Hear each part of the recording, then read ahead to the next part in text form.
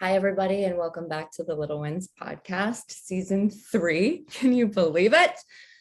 Appropriately titled WTF for wow, that's fantastic.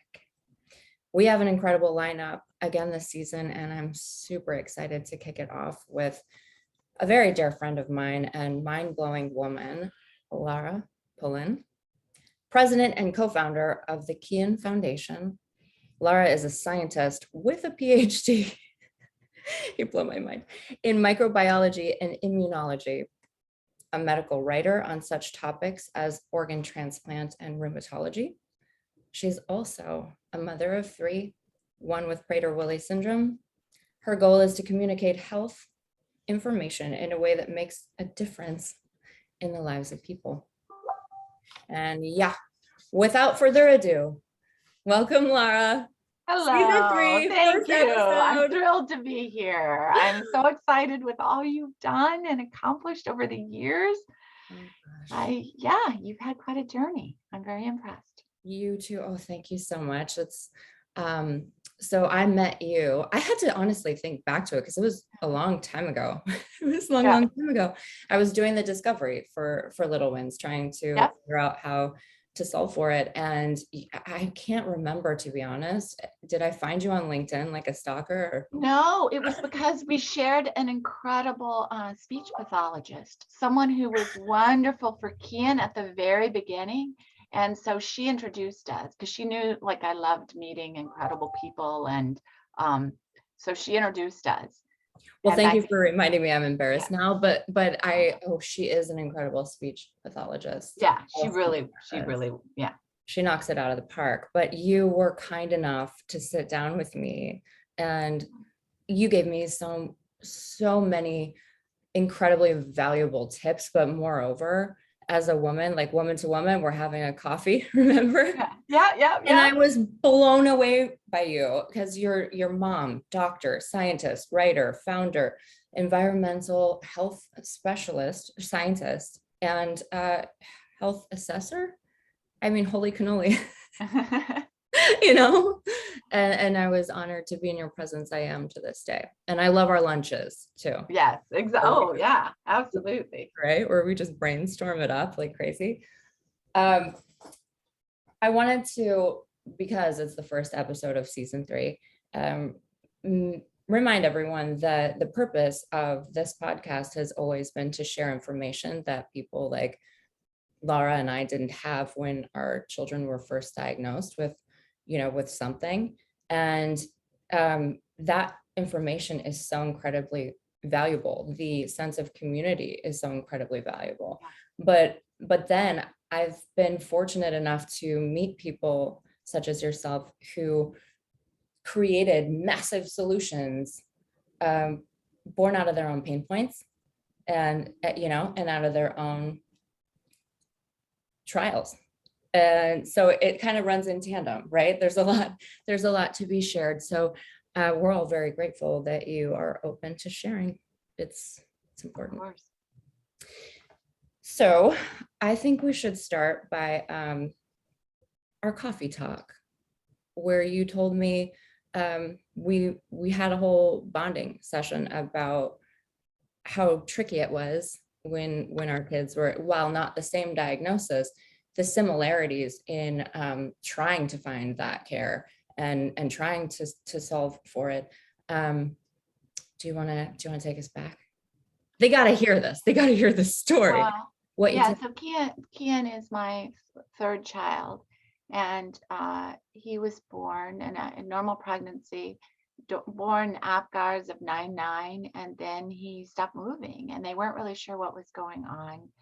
And maybe 18 hours after he was born, his blood sugar had crashed, and they just put him in intensive care, and he was in intensive care. He couldn't move, and he was in intensive care for 2 weeks. And on that, really the hour they dismissed us or discharged us from intensive care, they gave us the diagnosis of Prader-Willi Syndrome, known as PWS. And they didn't really even schedule. They only scheduled one follow-up with a geneticist, a clinical geneticist, and that meeting was suboptimal. She told us that He would be short, fat, and mentally retarded, and we should just love him, because I guess people don't normally love people who are short, Oh, fat, and mental. So I needed that advice. okay, wait, So, hold on. Wait. Do they still use the word retarded?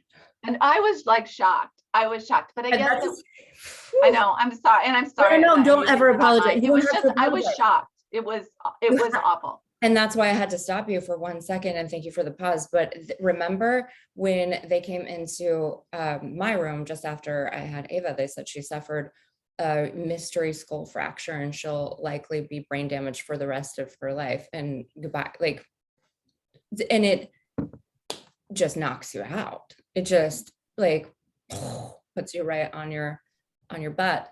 And I have that in common with you as well. I don't know if you told me that, or maybe, but I feel like I would have remembered, because as a mother, you're just like, wait, hold on, I have follow-up questions. I have like, you can't just leave. Well, so I had already had the diagnosis before I went to the clinical geneticist. And so I had already looked up the syndrome and I had a plan of attack. And she clearly was not part of my plan of attack. So I said, we're building a team for Kian to help him. And it's not obvious to me because she was trying to reschedule appointment. And I said, it's not clear to me what your role would be on this team. How do you plan to help him? And there was just silence. And like, that's what I thought. No, we won't be coming back. Bye-bye. Yeah. Yeah. And We're way done. to Like go. that's, I mean, like And, what? and we'll be going now. And those words, I think more people need to be reminded it's okay to say, time out, I have other questions, and then really assess the situation, because not everybody's meant to jive, right? Oh If yeah. it's not right for you, honey, pivot. It's in the end, that is okay. And it takes a lot of strength, I think, having been in those moments, because you feel like you're not the medical professional, but you are the professional of your child. You are that person and the advocator. And it's so important to be empowered in the fact that it's okay to say, we're going to go now. Yeah. Oh yeah. Yeah. I mean, I was more or less polite, but Well, in those moments too, though, you don't have to apologize, not here, but I feel like in those moments, it kind of pisses you off, yeah. like, rawr, like mommy bear comes out and she says, no, we're about face. Yeah. Yeah. If you're not helping, yeah. I mean, we're pulling together a high performance team and you don't seem to be part of it. Like, and I'm not sorry. So ciao, adios, arrivederci. Yep, there's nothing wrong with that. Good for you. Good for you. yeah. So you did that. And then what happened? Well, so my vow, so I'm a scientist, so I vowed that I would know every bit of research about PWS as it was happening. I would become an expert in the field. I would find the best thought leaders in the field. I would make friends with them. I would know the best ideas before they were even published. I was going to embed myself in that scientific world. And she clearly wasn't an expert. I mean, the fact that she would say what she said to me meant that she wasn't on top of the science. So I didn't have time for that. Like, I didn't have someone doom speaking to me when they hadn't done their research. I mean, doom speaking when you've done your research is one thing, but doom speaking when you haven't even done your research, I don't need that. That's not useful. Goodbye. Yeah, doom speaking. That I like that. Yes. It's like, yeah, fatalistic. Likely be brain damage for the rest of her life. Bye. Well, and yeah, could we expand? But what I like that you did is, well, and also everyone must know your level and your way of research is unparalleled. Okay.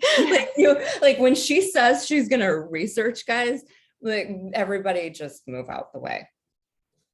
Big time. Tell them. I love it. I love this story so much. So you started.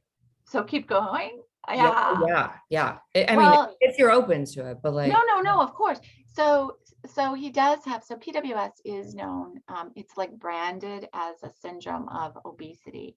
And so typically, and it really is an awful syndrome. I don't want to trivialize it. It really is awful. And typically it's obesity and constant eating. So the picture at the time when Kian was born in the medical literature and in the online was that all food has to be locked up. So garbage cans have to be locked up. The child would forage for food constantly and constantly hungry, constantly eating. It's really awful. And as I looked into it, so what they were doing is they were recommending doctors, the top specialists were recommending that children with PWS, because they were going to be fat, they should go on a low fat diet from birth. Wow. And I didn't, in my mind, because I'm a biologist, I didn't understand how you grow a brain or grow hormones, if you don't have fat. That's like the basic. You can't grow a brain without fat. So I'm thinking to myself, well, no wonder the kids are cognitively impaired. They're not growing their brain. And so this was my third kid, and I'm not really I don't want to sell myself as this great homemaker who makes all this baby food, because I'm not. But what I did with my kids, because my girls, is that my version of homemade baby food was like avocado and egg yolks and whole milk yogurt and mixed with ground flax meal and like that. So yeah, whip it up. Yeah. And by the way, no one can be, we're so hard on ourselves as moms. no, yeah. We're But blenders, whatever. yeah. And that's great. People who do that, good on them. Totally. But I don't think it's wrong either to be here's an avocado, put it to your face. Here you go. Right. And that's it's to go avocados or smashed bananas or that's Sweet potatoes, to go simple baby food. Right. Yeah. I would throw it, roast a potato, a baked potato, a sweet potato, and just bring that, and it's all mushy. Yeah. And then that's instant. Right. I know. It's kind of like a baby food hack, homemade baby food hack. Yeah. So, yeah. So I just had that from the girls. And so I was like, man, no, this my kid's going to be eating fat. And so I give him a lot of fat. But by fat, I'm not saying French fries. I'm saying avocado and whole milk yogurt and flax meal and egg yolks, snatched egg yolks with, whatever, breast milk or the formula. So so I gave him a lot. So I went counter to the medical guidance from the beginning, because it didn't make biological sense. There's a lot of stuff that they were recommending at the time that didn't make sense. So I pushed the high fat diet. At the time because they were trying to save calories, there was a big focus on sucralose and aspartame and stuff for the kids so that they would be lower calorie. And I was like, that stuff's just it's just a bad idea. Chemicals. Yeah. I'm right. If you need it, you need it. I'm not, but I didn't see the point of that. And no, I didn't want to talking about a super rare, is it not? I was looking it up. It's super rare. Yeah. 1 in 15,000 births is what they're saying. Right. So we're on a very specific level here. You had to go. Yeah. If people choose to use aspartame or whatever, same. We're a come as you are kind of group here. Well, right. And I'm not because I don't, but it just seemed like the wrong. I didn't see the reason. There was no reason for it. There was, and this somehow that the babies needed. I don't know. They were trying to save calories was what it was. And they were trying. And so I just pushed fat, and he did fine. He was he was suboptimal for a neurotypical kid, but he was on the plus side for a kid with PWS. And so I moved from there to the paleo diet that I was on the front end of that. And I moved from there to the kind of the keto, no carb diet. Do you know Gary Taubes, the guy that really poked holes and why sugar is really bad for you. I became friends with Gary Taubes and the whole paleo team. Lauren Cordain, who's the paleo, one of their first paleo guys who did the research. So I sort of met these guys, I talked to them, I made friends with them, and I picked their brains, and I sort of moved in that direction. And Kian did really well. So, and by really well, I mean suboptimal for a neurotypical kid, but really well for a kid with PWS. It was working. And it was working. It's working. Yeah. And that's And awesome. And you get like, not only do you do all those things, but you make friends with like the founding fathers yeah, of the paleo diet. Yeah, yeah, watch out, world. When moms, yeah, you should fear the moms. Well, and dads, there's dads out there like that too. But the parent that says, I just need to know more, keeps right. asking why until they're satisfied with the answer.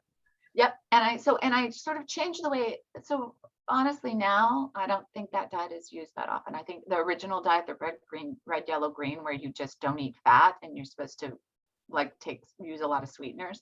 I don't think that fake sweeteners. I don't think that diet's used anymore. I think it's much more now. They're recommending a higher fat, lower carb diet for kids with PWS. Okay. But so things were zipping along okay, and he was maybe 9 or 10 years old, and he was at a theater camp, and we got a call. I was with my husband, now ex-husband, and we were having lunch, and we got a call that Kian has passed out. And so we rushed to the camp, and they were calling an ambulance, and we rushed to the camp, and we got there with the ambulance. And I said, I need to ride with him. So I went up in the front seat, and they were wonderful, and they were taking care of him. And I said, what's going on? And he says, the driver says, I have no idea. I've never seen anything like this. And I said, so he's not moving. He's not responsive. And he says, no, he's not moving. He's not responsive. His vitals are fine though. And I said, but we can't get a line on him. And I said, is he faking it? And he's like, there's no, he's like, I stabbed this kid so many times to try to get a line on him. He's not faking it. He's not even flinching. And so again, I'm a mom. I got quiet. I'm like, you know what? He can hear me. And so I said, Kian, I'm here. We're going to the hospital. We're these guys, they got you. They're taking good care of you. They know what they're doing. I can tell they know what they're doing. I'm up here in the front seat, and I just sort of talked him through. And I was like, I know you can hear me, and it'll be okay. We'll figure this out. I don't, and so we're going to Loyola. And I like talked him through this stuff.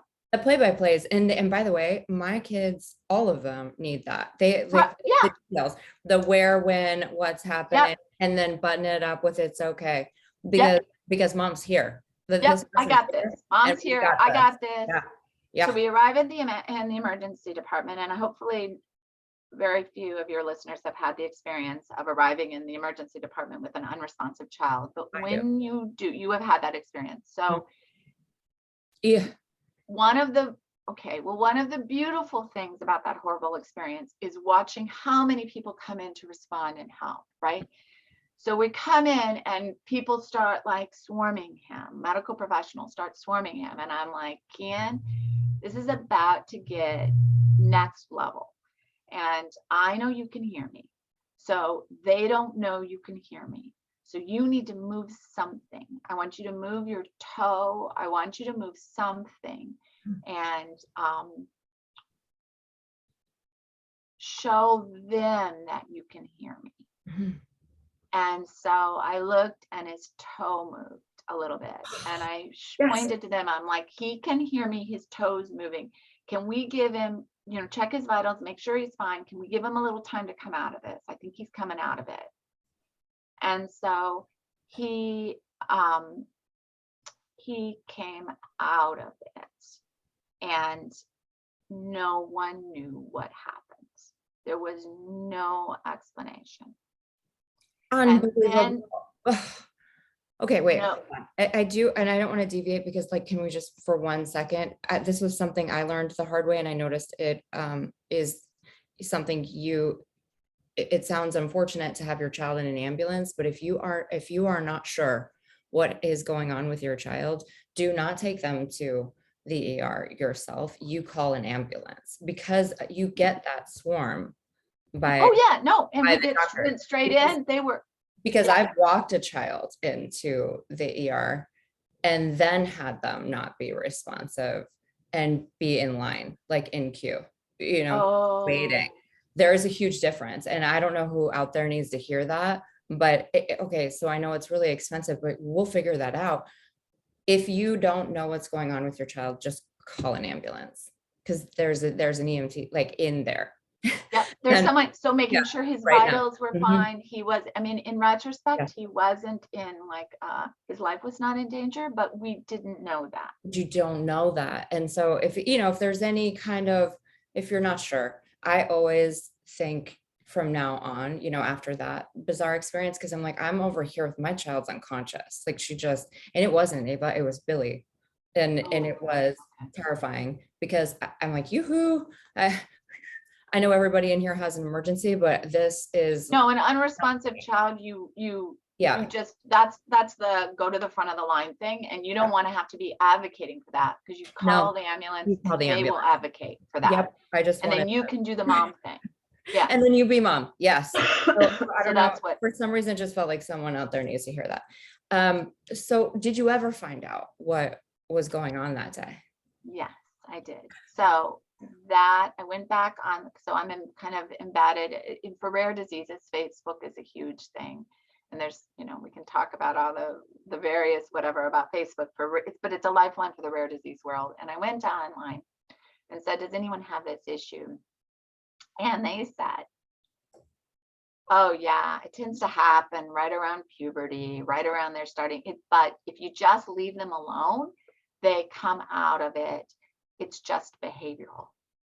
But I wanted to also say, but I didn't want to interrupt you. It does take a mom to be able to own up to the moments where I've said this before in like IEP meetings where I'm like, that's behavioral. She Sure. doesn't actually need help there. And people look at you like you're insane. I'm like, she can be extremely difficult on purpose. It's Sure. like, it's a semblance of like control to her.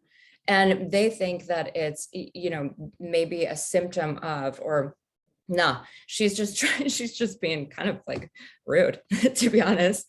And that's why I love what you said, where you're like, is it possible that he's faking it? Let's exhaust all, and it's Yeah. hard as a mom to say something like that because everyone looks at you like you're crazy. Like, how could you say that about your kid? Because I'm trying to get to the bottom of this. Yeah. Yeah. Yeah. It's worth like discounting the obvious. And so Yeah. I knew he wasn't faking it. I didn't have to go because the medical response guy, the EMT, is like, no, there's no way. So I was like, wow, so this is a phenomena that is happening constantly in PWS, and it is it's unnoticed. It's an unremarked upon phenomenon. So I'm a scientist. The other thing that you didn't say, because you probably don't know, Oh, I'm also the daughter of a veterinarian.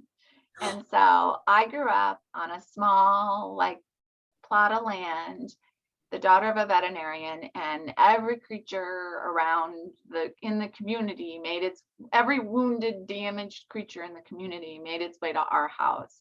We nursed squirrels, we nursed kittens, we nursed rabbits, we nursed baby birds, we nursed every creature came to our house. So we were like, I don't know what you do. Find some creature, now you take it to the nature preserve or whatever. Like we were that house. So all these creatures came to us. And I sort of, my dad, I had this, I don't know, an understanding of animals. And one of the things, so I'm gonna like do a little sideline because I think this is such an interesting story. This is my life right now. Is that okay? Yeah. Oh yeah. I love sidelines. I always bring us back. I got you. Okay. All right. All right. I'm going to tell you a story about what my life is like right now. So I've got a lot of chaos right now because I'm doing some deferred renovations in my house. And I have a great dog who's a Samoyed, a big fluffy dog.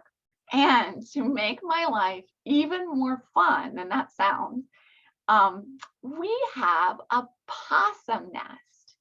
No. Yes. And so possums are super cool. And my dog has discovered that she can take these baby possums, and if she just sort of nuzzles them, they play possum and they collapse. And she can take them gently in her mouth and bring them wherever she wants to, sometimes in the house. And she can sit and she can watch them. And they look like a ratty, nasty stuffed toy. And as she watches them, they come back alive. They turn back on. So they turn off. And as she watches them, they turn on. and they walk, and then she can pick them up and take them somewhere else and lay them down. And so she has, so I have no idea how many there are, 6, 8, I have no idea. She has this endless supply of moving stuffed animals that to take care of. She cares for. Like, what's that dog in Peter Pan, like Nana or whatever? They're like, you know, Yeah. oh my word. Okay, you better prove this, because this is important. And that's funny, because I always say to my kids when they're ignoring me, I say, "Are you possuming?" Okay, so like, yeah, what possums do. Yeah. Yep. Yeah. You're just. And so when Kian started doing this, the other dog we had before us, Kian started doing this passing out, she started increasingly staying next to him. And whatever he would pass out, she would bark, and she would stay there and bark and wouldn't leave until I came over. We don't And deserve so this is my life is a funny time in my life, because it turns out what I thought was, I think it seems like Kian is playing possum, because he can't move. It's actually, so you hear of fight or flight. It's actually fight, flight, or freeze. freeze. Right? Freeze is a real That's thing. the one they never mention. Yes. Right, but it's a real thing, right? Like deers freeze. But possums are the best at freezing. They really, that's their best strategy when they get scared. And so it's called in biology speak tonic immobility. So I looked up tonic immobility. Tonic.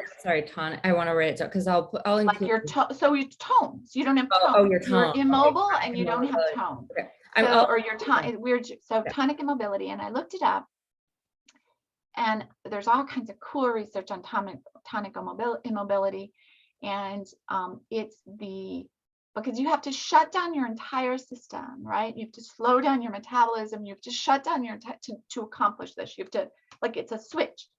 And the switch that does it is something called the histamine 3 receptor, which I think is super cool, because I'm an immunologist by training, and histamine is like a, that's what causes allergies. So, and it turns out there's 4, but I'm going to talk about 3 histamine receptors. The first one you think about for allergies, right? Like Benadryl. That's why you take Benadryl. And the second one is in your gut, and you think of for, like if you have, God, I can't think of the name of the over-the-counter H2. Your second brain. So like if it affects your gut, then it's going to. It's your gut, but it's for if you have a reflux or something. It's an over-the-counter drug. It's a histamine 2 receptor. Oh. Like. Starts with an R. Yeah, there's like several of them, but just like there's several like Claritin and Benadryl. So they're over the counter. Okay, so there's a second one, and so there's one that's but you're really familiar with. We all know this. And then there's a newer one that was discovered in the brain. That's the histamine 3 receptor, and it regulates this. It's about the tonic immobility in the possums. It determines when squirrels eat more in the fall and then they go into hibernation.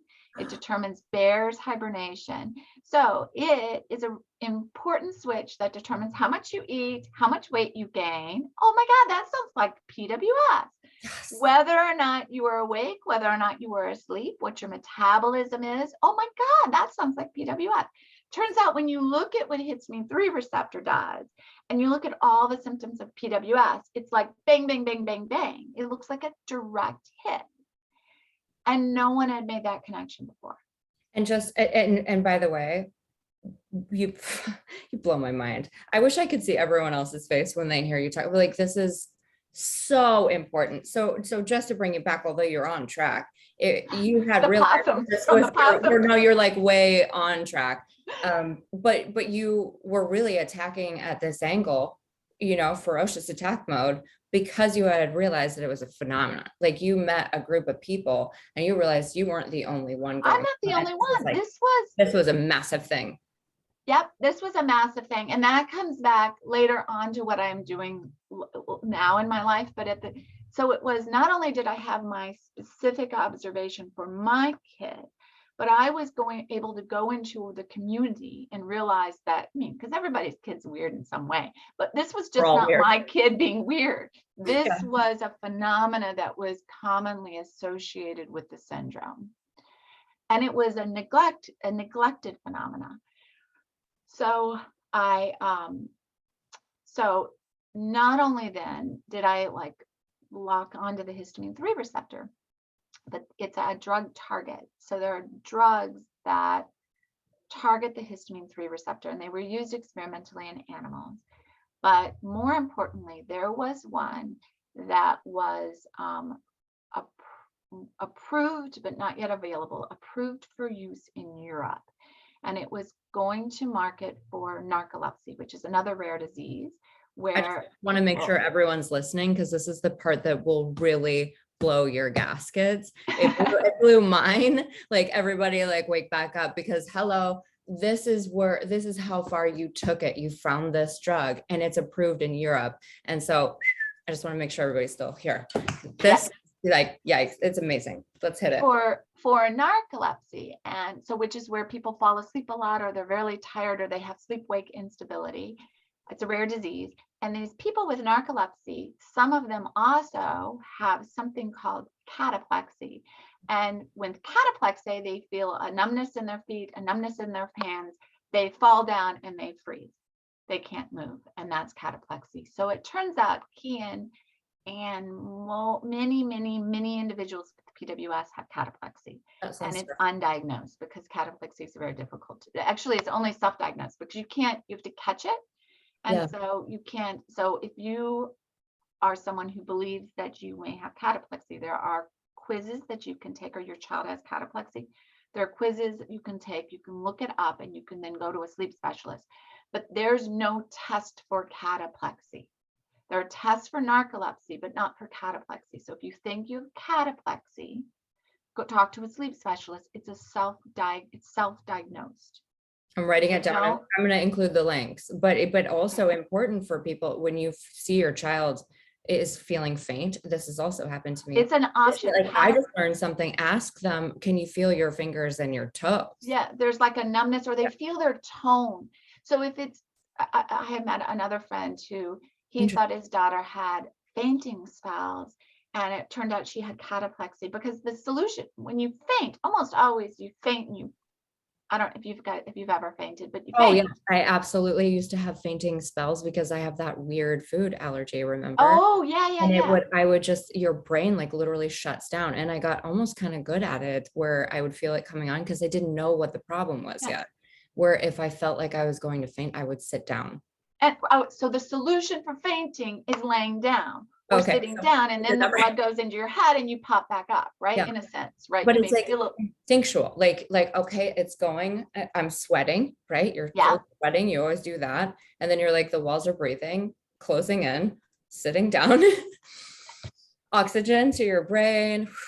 But I didn't know, because at the time allergies weren't really, they didn't look at it very well known. So I would just sit down and be like, well, this is weird. But no, so like how far we've come. Love it. Cataplexy. But it's different for cataplexy. My understanding, having talked to people who have done it, they don't feel that sort of head sensation like you had. No. They feel it as like the tone, their ability to control their feet starts going. And that's why they don't like fall over. They tend to sort of lay down as their muscle tone. They tend to sort of slowly collapse as their tone goes away. So anyway, so thank you for identifying that, because again, I think somebody else out there needed to hear that. Yeah, not like more. And go to a sleep specialist. Don't, like, it's a rare phenomena. It's underdiagnosed. Really talk it through, especially ideally a pediatric sleep specialist if you have a child. So so I needed to get my hands on this drug, clearly. And it's only approved in Europe, right? At the time, it was approved in Europe and not yet available in Europe. So now, what year was this? I'm sorry. What year was it? Just for 5 years ago. I don't know, 4 or 5 years ago. I don't even remember. It's unreal how quickly you did all of this. Yeah, it was really quick. I mean, he was in crisis. So so I'm gonna, like, there was a lot of things we had to do. So I teamed up with another mom, with PWS mom, whose child was much younger, and she's a genius, and she's my high performance team. She and so she had worked in the drug development stuff with FDA, And my husband, Kian's dad, had worked with AMA, American Medical Association. So we had medical connections. And I'm just gonna telescope a whole bunch of stuff. We did a whole bunch of work and then ultimately went to the FDA, found the right person in the FDA, and we got, they gave us approval to do personal importation of the drug to Europe. So the moment the drug became available in Europe, we were able to import it and use it. And so Kian was the first child to go on the drug, and it was instant and it was amazing. I don't know if you've ever like had itchy eyes and taken Benadryl and, you know, like within half an hour you feel better. You're like, okay, I'm fine. But really quick, I love the telescope just because there's so much to share, but just to recap really fast, you had a child with this diagnosis. You were not willing to take those answers for fact because you felt in your gut and based on your experience all the way back to your childhood, you knew that there's just got to be something else. And even if you went all the way to the ends of the world to find that there isn't anything else, you're going to then go find the drug that will work, you know, for the, it was actually, it wasn't specifically for that, or it was just for no, it was for right. narcolepsy. It was for narcolepsy. I mean, and then you go to the FDA, which I think most people are afraid of. That experience, they feel like it would fall on deaf ears and you don't take no for an answer. So I love the telescope, but let's just be clear, folks, a lot of work went into that. And this is why you make me smile with this, like, make my cheeks hurt. It's so inspiring and so beautiful in so many different ways. Okay. And I'm going to put in a plug for the FDA. They're a bureaucratic agency and they can be a nightmare to deal with, but they are filled with good-hearted people who want to help patients and want to help children. So there's like this tough, crusty bureaucratic core, but if you can get into it, they're warm individuals who want to help. And of course, like any group, some are warmer and more helpful than others, but that's my plug for the FDA, is that it's easy to look at them as just barriers, but they're not. They really do want to help. So we found the right one. And so Kian was the first, and it was like a home run. Now I would say it's probably about, in retrospect, I would say it's like an 85% match to the disease, not 100%, but still it was like, remember there was no treatment available. So this was like, it was incredible. Yeah. So it improved Kian's tone, it improved his speech, it improved his cognition, it improved his wakefulness. He no longer had the cataplexy effects. It normalized his hunger. He was no longer hungry. It normalized his body composition. Did everything when I was talking. He sexually matured. They have trouble sexually maturing. He sexually matured normally. He just everything. It fixed everything. And it fixed it, like I think, and I could be making it up, but that half an hour after he starts, I could see a difference on his face because the tone of his face normalized. Like it was, so it was incredible. And so I got together, 10 of my best friends, and we went to the FDA and we asked if all of us could do personal importation. So this time I was having trouble with the traditional PWS or traditional PWS foundation. And this was way too much of an outside thinking for them because they were really stuck on hunger and hyperphagia and research.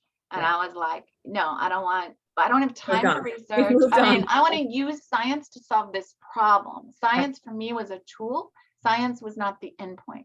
Research was not my goal. My goal was to use research to solve the problem of my kid. Yeah. And so, so I couldn't get any traction from them. They just didn't, they were just adding it to the list. I'm like, no, this is the solution. This is what we do.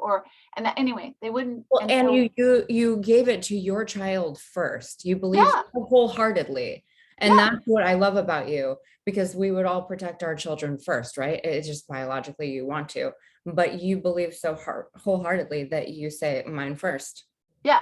Well, and the safety profile of this drug was amazing, right? Like I had researched the safety. It was short acting, it would work or not. It was so, and it worked. And so my friend Maria that I mentioned before, so she had in a previous life designed the software for clinical trial collection for data for clinical trial.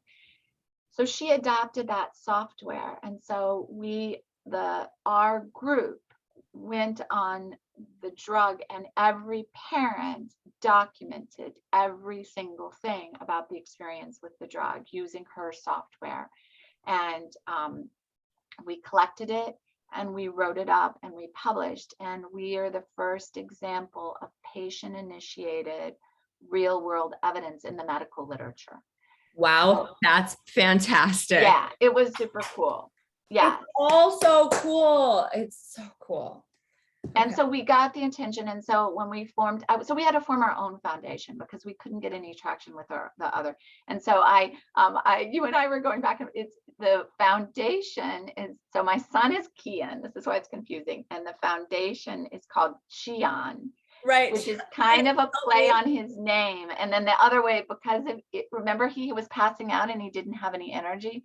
So this drug turned his chi on.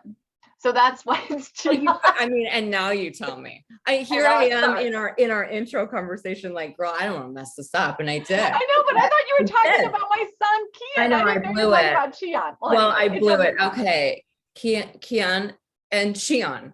Right. So it's like wax on, wax out. Look at me. Right, exactly. Got it. Turned his chi on. Yes. Yeah. Oh, well. So that's, I don't, you have to, well, you with your little wins, you did a good job with that. For me, it was like the middle of the night. I got to name this foundation. How about this? So that's, I love that. And it makes perfect sense. And I'm all about chi. So that's odd, right? See that. I think I just, sometimes you turn my freeze mode on by just how you blow me away. I'm just so grateful to know you. I've loved every single minute of every conversation we've ever had. And every time I have an idea, just yesterday when we were talking, like we just came up with the best idea. We'll get to it. But I love spitballing with you. Yeah, it's fun. I love it. No, we're out of the box thinkers. Yeah, and exactly. And I think in, like you said, in some foundations, in some groups, and no harm to anyone, all good on everyone, but sometimes you walk into situations and your ideas are not well received because they are outside of the box and they don't want to explore it, and that's all right. That's when to pivot, like you did at the doctor's office early on, like about face. Yeah. And they're good people. I'm not trash. I mean, they're good people. No one. They just didn't have the bandwidth to embrace what I was suggesting. So I had to create a foundation to do it. So that was I didn't create a foundation because I wanted a foundation. Again, it was a tool to accomplish what I needed to accomplish. And that's what, and we'll circle back to this. And so after I accomplished what I needed to accomplish with Kian and with this drug, it sort of went latent for a couple of years. And now I've come up with another way to use it. So I'm using the foundation to accomplish something. It's not a foundation for foundation's sake. I think sometimes these foundations become a foundation for foundation's sake. That's 100%. Not 100%. We are aligned. And no, I don't think anyone would think that's yours, but that's foundations. I know. Anywho, so not only did you help your own child, you helped how many others? Yeah, so there's that, our first group, our first cohort, and then we published. So I'm a medical writer, so we went and we put blog posts. We tried to explain this connection to people, and by a whole bunch of blog posts, we made a short film describing, and it was great because it's these kids describing their brains waking up. Like, it's amazing. It's like, I don't know, did you ever read Flowers for Algernon when you were a kid? Yes, of course. So it was like that, but with a happy ending. These kids, it's unbelievable watching these kids. Mm-hmm. Their brains come alive. And it was, I didn't think such a thing was possible. This experience has schooled me in biology like nothing in my entire educational. It's been amazing. So, I'm sort of telescoping a little bit. We got the word out. And so the way drugs work, the drug was being brought to market in Europe. And so a company had to license the drug to bring it to market in the US. And that company had seen our work. They licensed the drug to bring it to the US. And they brought it first to market for narcolepsy. And now they're working on getting it approved for Prader-Willi Syndrome, for PWS.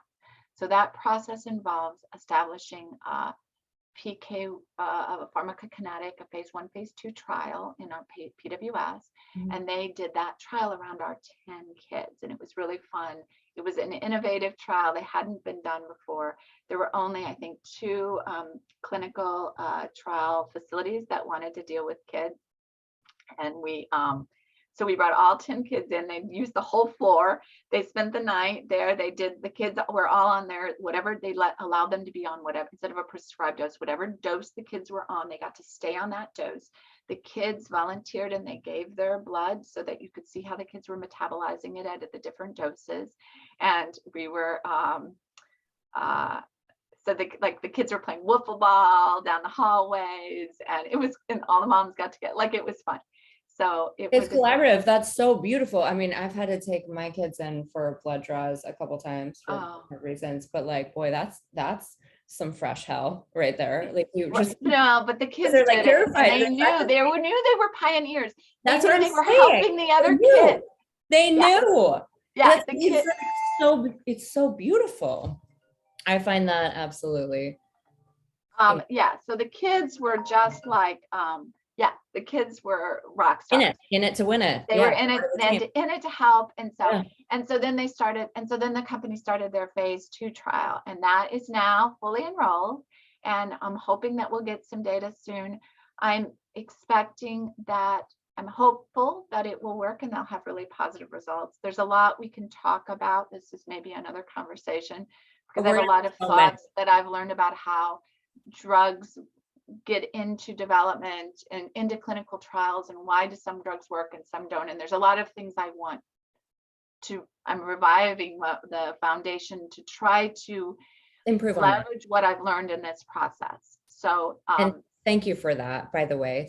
On behalf of all of us, thank you for doing that, because like I said yesterday, and I don't have like, a brain for science, and I'm not a doctor, but I have, as just a human that walks the earth, you encounter these systems that have not been updated for whatever reason. I'm not faulting anyone, but just like for whatever reason, and nobody ever challenged that for whatever their reasons are. They're busy, or they, things are going on. But for you to take that on, you're superhero to me. Well, thank you. Because that's going to benefit everyone. And yes, we're going to have to, if you're open to it. Yeah, of course. I'll tell you about my next. Have to share it, because it's really rad. And I think maybe there's somebody out there who also, in addition to all the things we've talked about, is wondering, do I want to go into immunology? Do I want, your story could be really helpful for anyone who's trying to figure out what they want to do. And these are the possibilities. And can I say, I'm going to put a plug in for the scientist mom. So I was a scientist. I have a top drawer science degree from Northwestern Medical School, and then I went on to University of Chicago, and I was a postdoc there at a really cool time.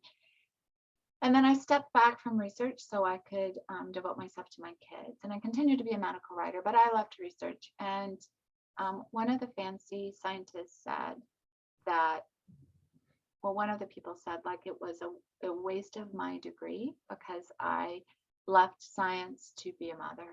And then I had another scientist woman who is my, like, just, I adore her, Polly Matzinger. She's a famous scientist. And she says, a degree is never wasted, and certainly never on a woman. And so, wait, say it again for a little louder for the people in the back, because yes to that. Yeah, a degree is never wasted, and certainly never on a woman. Whoop. And so I took my science degree and I saved my child's life, and I did perhaps one of the best and most impressive scientific discoveries and accomplishments of anyone I know personally. And I did that as a mom and a scientist. And I just want to point out that I'm not going to get the credit for it that I would have if I were a tenure track faculty member with my own laboratory, because it's unconventional. But I don't know if I would have accomplished anything as impressive if I had stayed in the laboratory.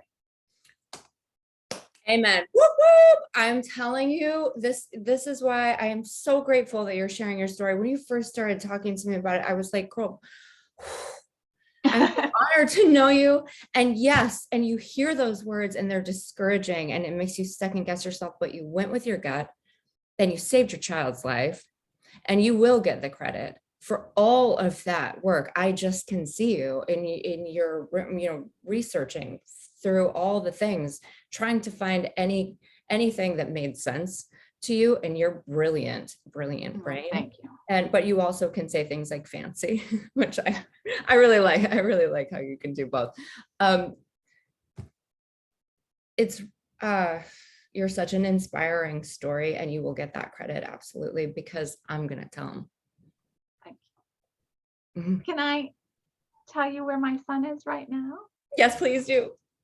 So my son, he had to build his brain back, and he had to work really hard to do that, and he did it. And I'm not going to repeat the words from the beginning of the story, what they told me about him. No, do it. Did I? Okay. So my little boy that I was told, tell him how old he is now. Like, how old is he? He's 18. He just turned 18. Okay. So my little boy that I was flashback. told would be short, fat, and mentally retarded got accepted into, just graduated with honors, got accepted from high school, got accepted to all 8 colleges that he applied to, got merit scholarships averaging of $25,000 to all 8 colleges. He is 5'10". He can run, he's got a BMI of 21. He can run 5K in under 30 minutes. He is a lovely young man, and he is now living in an apartment, practicing this adulting thing, cooking for himself, grocery shopping for himself, going on bike rides by himself, and taking a certified nursing course for summer school. He wants to go into nursing and into support of people with disabilities. Okay, so I cry sometimes on the show, but like it's like happy tears,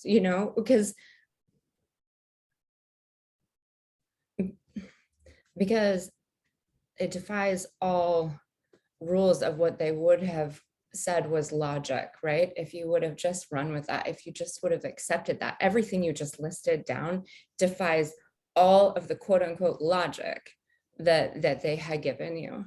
And hell yeah, mama, hell yeah. And to share it, you could have kept it to yourself. You didn't have to give it to others to change. You didn't have to. I mean, you and I are the same. We would give it to right. I mean, that's right. You see what's going on out there? There's not a lot of people who think that way. They just are like here in their bubble, and I just want to make sure that mine are okay and keep it moving. But you and your next venture and his venture, and what I know about you, you are truly you're a national treasure. Oh, thank you. Thank you. And a very dear friend of mine. I'm humbled that we even, like, you guys, but just sidebar, I feel like I feel almost silly when we go to lunch together and like the things that come out of your mouth, and I'm just trying to keep up. I'm like Scrappy. I'm like running alongside. Oh. Yeah. I'm just trying to keep up, but gosh, to learn from you, I think it's always been a goal to be a small fish in a big pond. I want to learn from you, and I'm just so proud of you, proud to know you and your relentless pursuit to an answer. When you say, and this is something I tell people all the time, when you say why and you don't like the answer, like it doesn't feel right, like in your solar plexus, you're like, that just doesn't make sense, or that doesn't, it doesn't click for you. Ask it again. Keep asking why, even if the research of why has to be on your own, until it does sit right with you. Yep. And that is like, that's the way right there. But you have to be relentless. You have to be fearless. then you will be in rooms where people think that you're Oh yeah. Oh crazy. yeah. I've had that. Yeah, I'm same. disruptive, and not everybody's tolerant of disruption. And that is the thing, is they say you're disruptive, and then all of a sudden they give you an award for being a disruptor. Right? You had that, right? Like the irony of it. I know. Don't listen to it, because know you're in good company. If you're out there, you're not alone. Oh, We're not afraid. Thank you. I cannot wait for our next episode, and for all else that we talked about yesterday. But thank you for sharing this incredible journey. And I know it's only one of your bajillion facets, one of your many, many incredible stories, but to make sure that it all sinks in, because you're a very, you're like a unicorn. Not everybody has a story like that. So it took me a minute to let it all digest, and I'm going to give everybody else a minute to digest this one. But thank you. Thank you. You rule. Thank you. And think of me now surrounded with lots of baby possums. I'm going to, okay, so honestly, sidebar, prove it. Oh my God, I'll send you the photo. Video. I want snapshots. I would like maybe even like a slow motion. That could be cool. All right, I'll send you the photos. That's what we should do. Instead of putting my picture up, put pictures of the baby possums up. But you and I are this. Mamas come have their babies in my backyard. There's something about us. Like a rabbit just had her babies in my backyard. There's a nest of, she's very protective, robin. They get